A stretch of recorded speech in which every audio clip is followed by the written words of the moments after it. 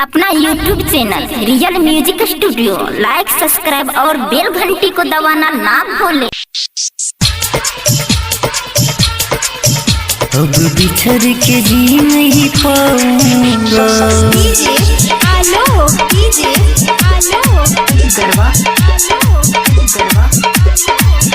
अब बिछड़ के जी नहीं पाऊंगा। मैंने प्यार किया तूने धोखा, अब बिछड़ के जी नहीं पाऊंगा। बिछड़ के जी नहीं पाऊंगा। मैंने प्यार किया तूने धोखा, अब बिछड़ के जी नहीं पाऊंगा। छोड़ के जाएगा जो तू मुझको, छोड़ के जाएगा जो तू मुझको, जान यही मर जाऊंगा। मैंने प्यार किया तूने धोखा, अब बिछड़ के जी नहीं पाऊंगा। बिछड़ के जी नहीं पाऊंगा। मैंने प्यार किया तूने धोखा, अब बिछड़ के जी नहीं पाऊंगा। दिल पे जख्म दिए जो है तूने, दिल पे जख्म दिए जो है तूने, भला अब मैं ये किसको दिखाऊंगा। मैंने प्यार किया तूने धोखा, अब बिछड़ के जी नहीं पाऊंगा। बिछड़ के जी नहीं पाऊंगा। अब बिछड़ के जी नहीं पाऊंगा।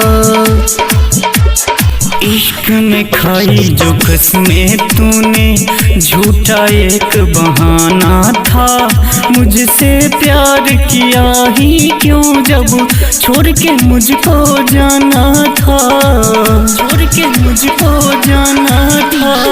इश्क में खाई जो कसमें तूने, झूठा एक बहाना था। मुझसे प्यार किया ही क्यों जब छोड़ के मुझको जाना था।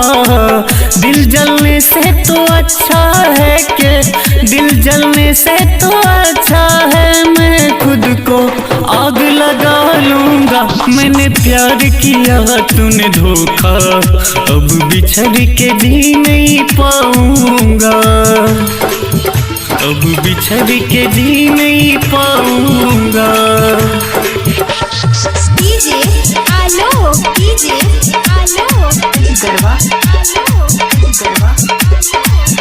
अब बिछड़ के जी नहीं पाऊंगा। जिस पे किया भरोसा उसने दिल को ऐसा तोड़ा है। राह जो खुशियों के ओर गई थी, गम के ओर से मोड़ा है। गम के ओर से मोड़ा है। जिस पे किया भरोसा उसने दिल को ऐसा तोड़ा है।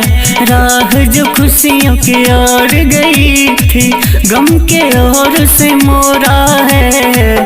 टूटे दिल को है बहुत संभाला, टूटे दिल को है बहुत संभाला, अब और संभाल न पाऊंगा। मैंने प्यार किया तूने धोखा, अब बिछड़ के जी नहीं पाऊंगा। मैंने प्यार किया तूने धोखा, अब बिछड़ के जी नहीं पाऊंगा।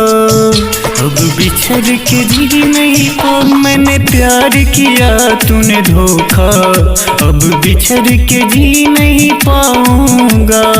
छोड़ के जाएगी जो तू मुझको, छोड़ के जाएगी जो तू मुझको, जान यही मर जाऊंगा। मैंने प्यार किया तूने धोखा, अब बिछड़ के जी नहीं पाऊंगा।